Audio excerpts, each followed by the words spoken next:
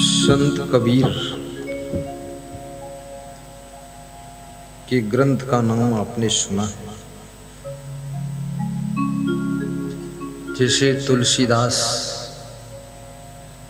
ने जिस ग्रंथ की रचना किया है उसका नाम रामायण है, रामचरितमानस।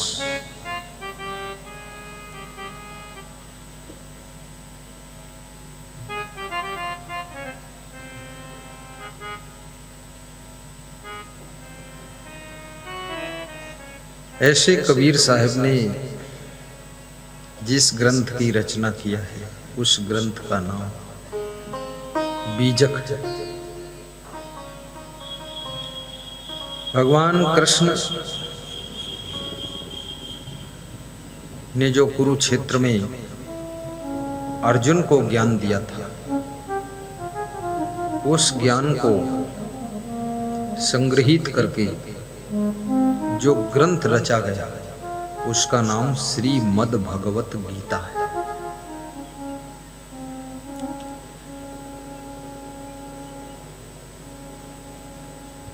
आइए संत कबीर से किसी भक्त ने प्रश्न पूछा था,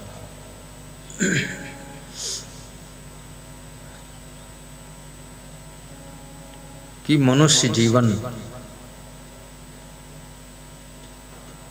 कैसे जीना चाहिए, इसमें क्या करना चाहिए।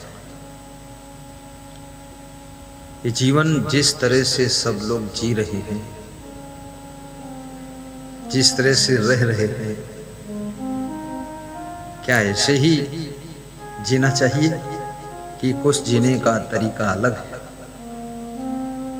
देखिए संत कबीर क्या बताते हैं।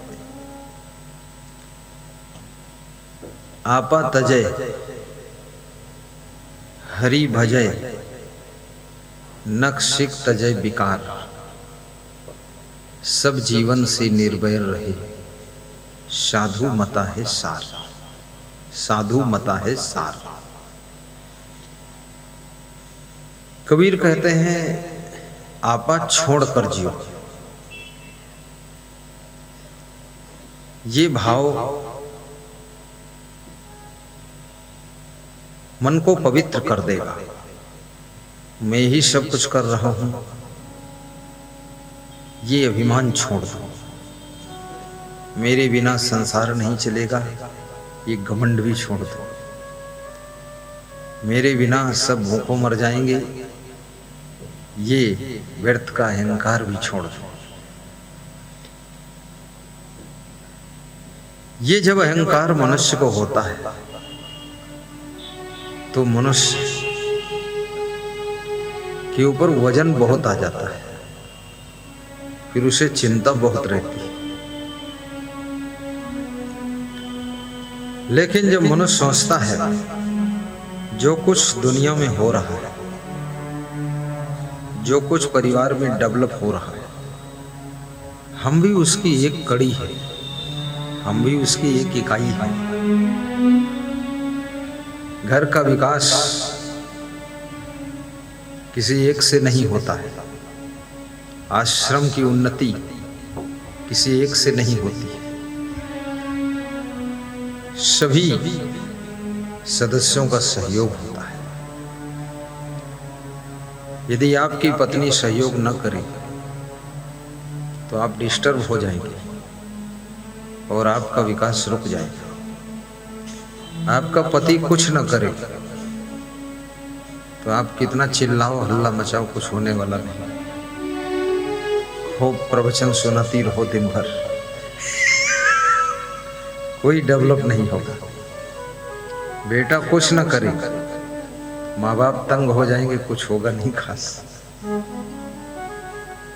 गुरु कुछ न करे तो चेला सब परेशान हो जाएंगे, कुछ आगे गाड़ी बढ़ेगी नहीं। चेला कुछ न करे तो गुरु भी अकेले कुछ नहीं कर पाएगा। याद रखना, एक छोटा सा दीपक होता है तो उसमें कुम्हार के हाथ से वो देरी और दिया आता है। अब तो पीतल के भी दिया बनते हैं और स्टील के भी बनते हैं। टेक्नोलॉजी विकसित हो गई, कुम्हारों का धंधा भी खत्म हो गया। अब कौन कुम्हार है पता ही नहीं चलता है, सब कुम्हार ही कुम्हार भरा है। मिट्टी के बर्तन मिलना मुश्किल,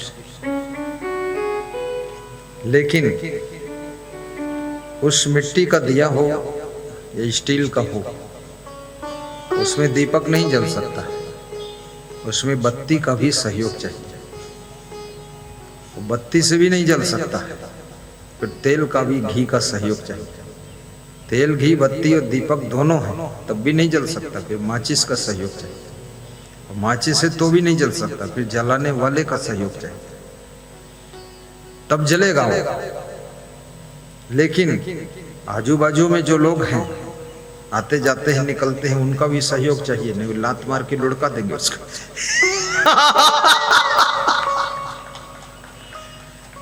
अब एक छोटा सा दीपक, उसमें कितने आइटम लग गए सोचिए। तो कबीर साहब कहते हैं, आपा छोड़ दीजिए, जिम्मेदारी से काम कीजिए, लेकिन आपा लाद कर नहीं। अहंकार, मद, घमंड, अभिमान भर के कि मैं ही सब कुछ कर रहा हूं, ये भाव छोड़िए। सब मिलजुल के कर रहे हैं। उस घर का विकास, उस आश्रम की उन्नति, उस पार्टी की प्रगति, उस बिजनेस का डेवलप बहुत तेज गति से होता है। जब उसमें जुड़े हुए उस सिस्टम से कनेक्ट लोग सभी उसमें मन लगाकर लगन से काम करते हैं, और जहां पर सभी लोगों की लगन लग जाती है, तो याद रखना वो काम काम नहीं रहता है, वो बोझा बोझा नहीं रहता है, वो फिर कर्म ही पूजा बन जाता है, वो हल्का फुल्का निपट जाता है। इसलिए अपने घर में भी संगठन बनाइए,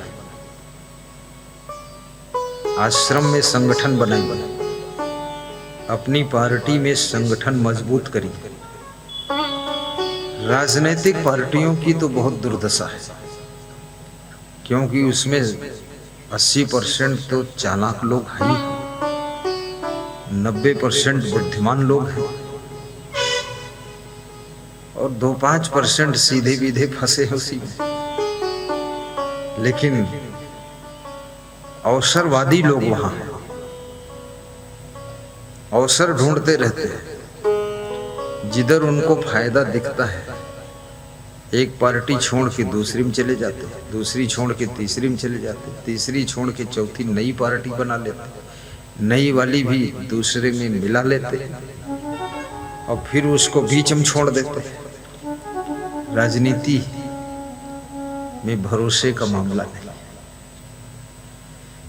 इशारे से काम करना अगर आपने सीख लिया तो आपके जीवन में प्रगति बहुत तेज होगी, दुर्गति कभी नहीं होगी, और सदगति होगी।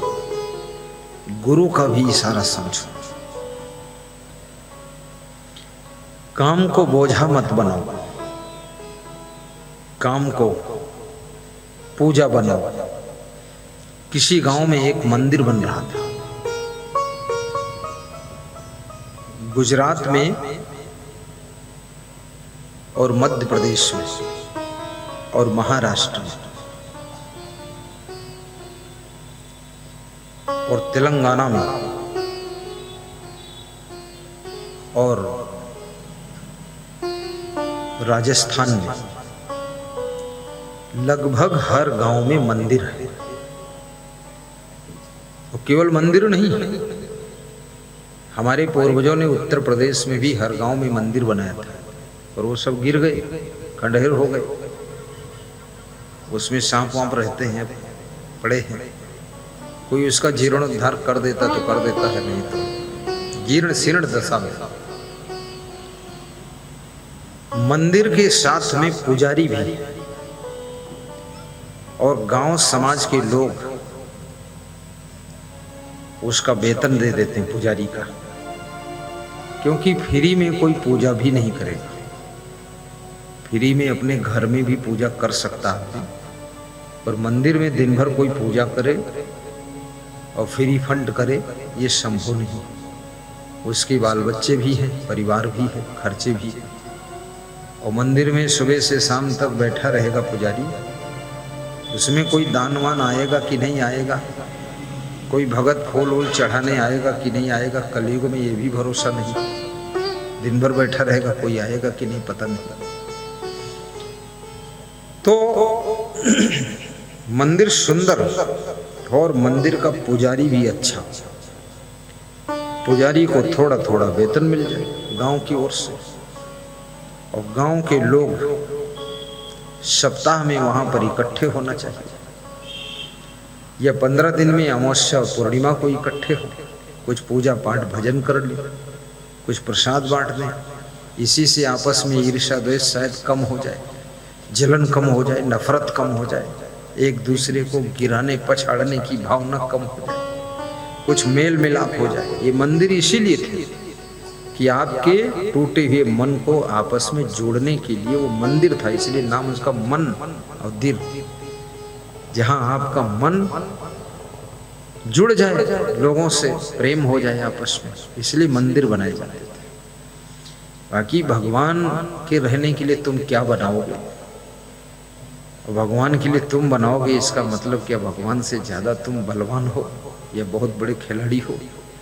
भगवान क्या इतना कमजोर जो अपने लिए कुछ इंतजाम ही नहीं कर सकता, और जो अपने लिए कुछ नहीं कर सकता वो तुम्हारे लिए क्या करेगा? तो दोनों लफड़े में फंसे क्यों हो?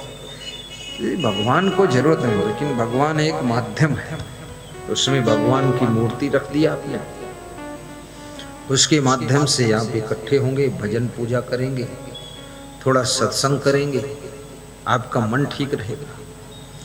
लेकिन अब कलयुग में मंदिर में बैठकर लोग जुआ खेलते और मंदिर के बरामदे में बैठकर ताश खेलते,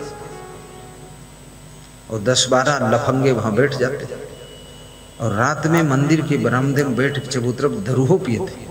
अब इतने दुष्ट पैदा हो गए, अब उनको अगर कोई कहे तो मारपीट हो जाएगी, झगड़ा हो जाएगा, वो लड़ने को तैयार है। तो मंदिर को मदिरालय बना दिया। मदिरा पीना ऐसे ही पाप है, महापाप। और फिर मदिरा मंदिर के प्रांगण में बैठकर पीना, ये तो बहुत बड़ा पाप हो गया। क्योंकि कुछ भी करते हो तो उसकी जगह का भी चुनाव करिए कि ये कर्म कहाँ करना चाहिए। मंदिर में कोई दुष्कर्म पाप कर्म कभी नहीं करना चाहिए। आश्रम में दुष्कर्म करना, पाप कर्म करना, ये तो 100 गुना ज्यादा पाप लग जाएगा। अभी एक सूचना मुझे मिली थी कि जैन धर्म से किसी चोर ने चोरी किया, मंदिरों जो भी सामान था, शंख घंटा सब चुराया होगा। उसके बाद वहां वापस धर गया और चिट्ठी लिखकर धर गया कि मैं मंदिर के देवता से माफी मांगता हूँ, माफीनामा लगा देता हूँ, मैंने चोरी किया, बहुत बड़ा पाप था और मंदिर में मैं चोरी नहीं करना चाहिए था, कुछ ज्ञान हो गया होगा।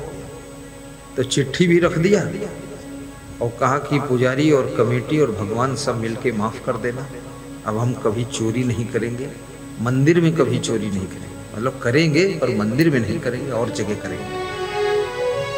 तो चोर भी इतना हिसाब लगा लेता है, उसने हिसाब लगा लिया, और जो ज्यादा हिसाब लगाता वो फिर कहीं चोरी नहीं करता, बंद कर देता है, बात खत्म हो। और आपके भाग्य में यदि नहीं है, आपके पुण्य नहीं है, तो आप चोरी करके भी कुछ पाओगे नहीं, ये भी याद रखना, मिलने वाला कुछ नहीं। एक अंधा भिखारी बैठा था, विष्णु भगवान लक्ष्मी जी के साथ निकले तो लक्ष्मी जी को दया आ गई। स्त्रियों में दया, ममता, मोह, करुणा बहुत होती है। तो लक्ष्मी जी ने विष्णु भगवान से कहा कि तीनों लोग देखते हो और इस अंधे को नहीं देखते आप, इसको भी कुछ दे दो। तो विष्णु भगवान मुस्कुराए, बोले लक्ष्मी तो तुम ही हो, बरसाए दो लक्ष्मी के लिए। दोनों पति पत्नी थोड़ा मनोरंजन भी कर लेते थे। बोले बरसाए दो लक्ष्मी तो आप ही हैं। तो बोले हम बरसाए देवी, लेकिन जब तक तुम्हारी कृपा नहीं होगी तो इसको मिलेगा कुछ नहीं। बोले बरसाए तो देखो।